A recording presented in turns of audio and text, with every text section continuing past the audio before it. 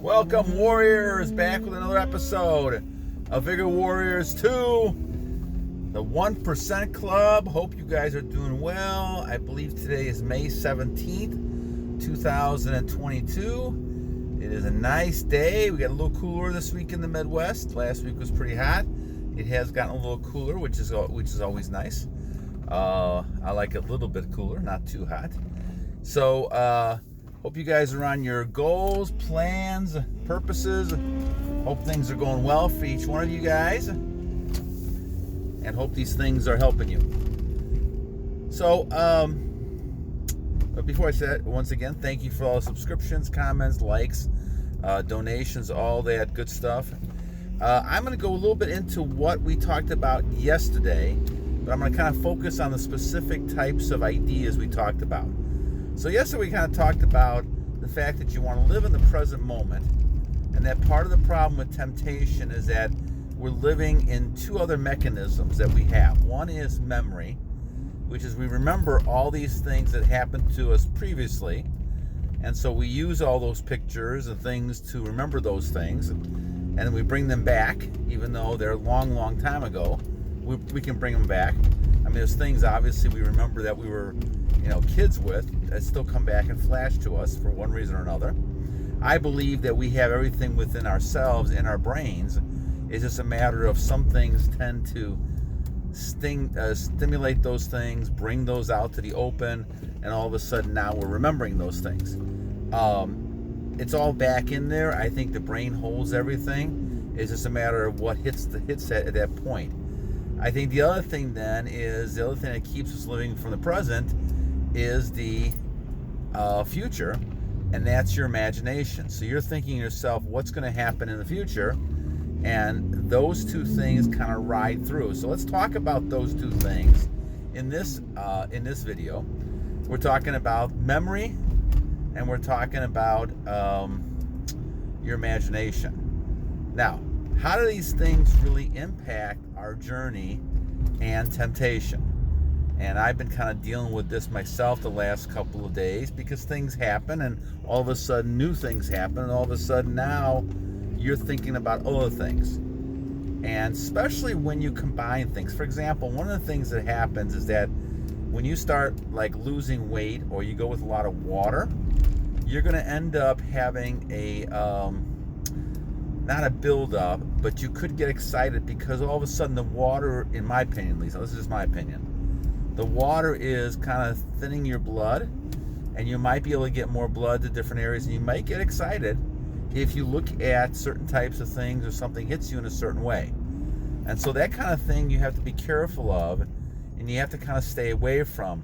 But you have to also try to control your past memories, because obviously at this moment in time, you're in your stage. I think I'm at 711 days, no FAP, and I think monk mode's 220 something. I gotta go back and look at it. But monk mode, I'm not really looking at monk mode lately.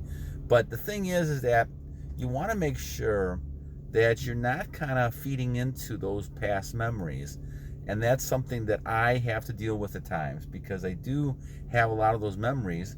I mean, you're talking about 45 years of this, and you're going to bring those things back, and obviously your body then becomes accustomed again to doing that. And so this is why you have to kind of stop that as soon as it starts happening to you.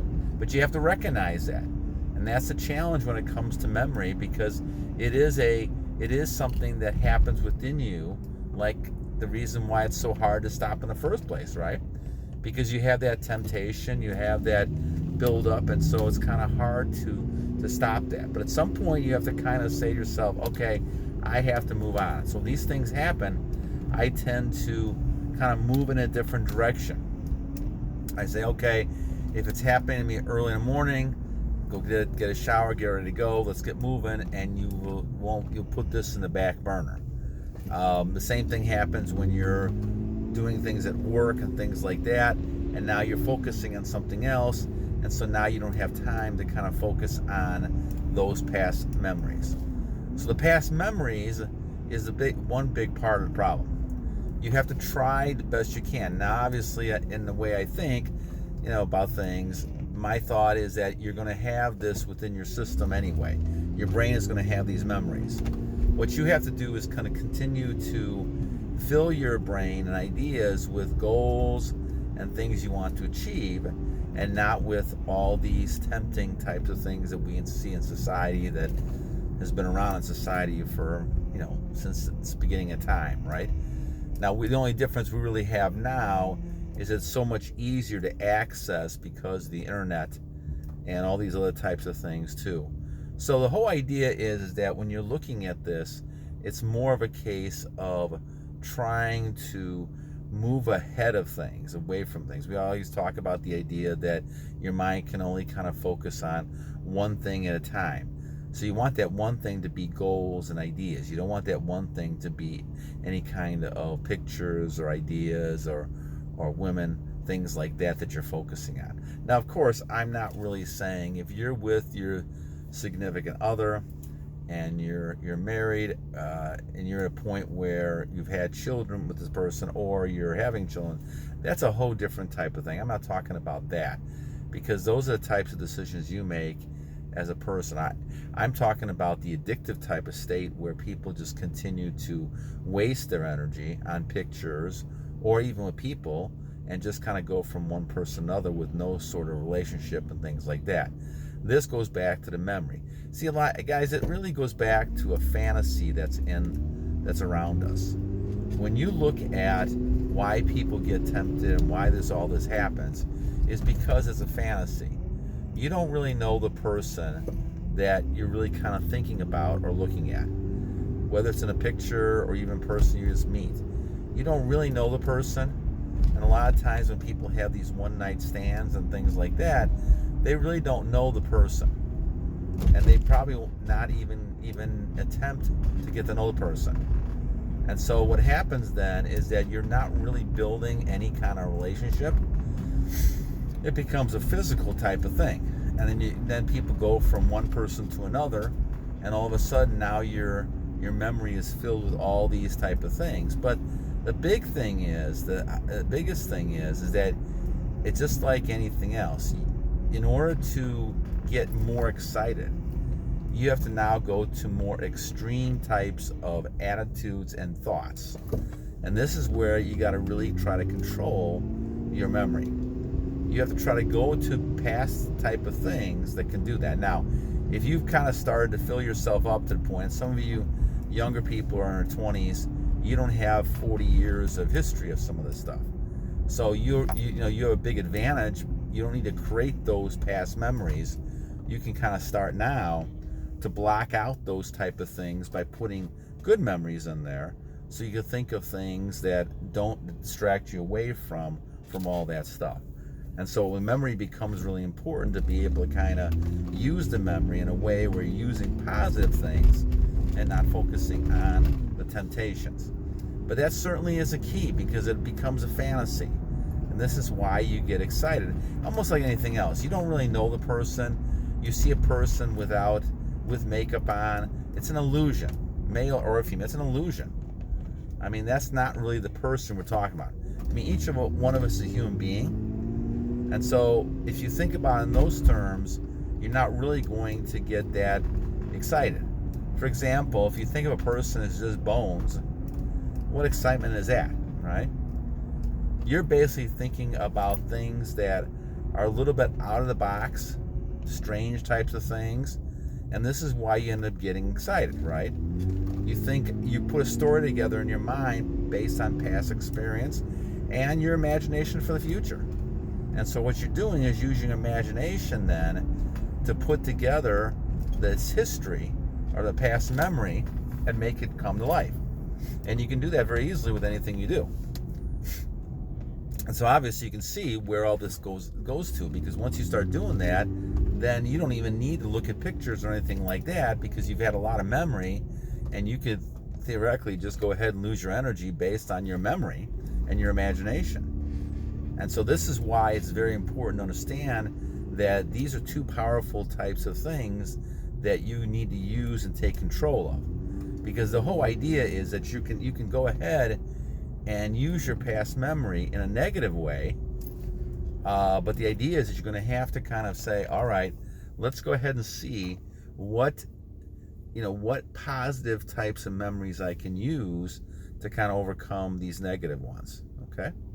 All right. So the thing is that what you really want to do is think about this type of idea and think about how I can actually use memory and imagination in a positive way so that I'm not struggling with past thoughts and future types of things. Now, sometimes it's unavoidable. It happens at night.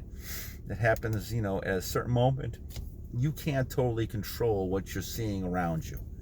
People walk by you, especially during the nice weather here, and you see people, with half their clothes on and those type of things. And you're going to look. I mean, anybody is going to look. And I certainly, if you have an imagination, and I know that's one of my big issues, my imagination is a crazy one. And that's why it took 45 years to actually try to get some level of control over this. And honestly, there's times that I do, look at people and I have to take I have to kind of stop myself because it does come at you. And because you have that past memory, and I think there's also muscle memory, plus the actual memory you have in your brain. And part of that is being able to control, things that are happening around you, and your body is used to those type of things, right? So the whole idea that you're looking at is that when you're seeing the thing about ideas, looking at, okay, I have to go ahead and try to control this the best that I can. And if I can control this, then maybe that this temptation will become less and less important. So once again, these are two types of things that become really important when in talking about this whole idea and saying, okay, let's go ahead and focus on let's focus on trying to overcome this problem that we have.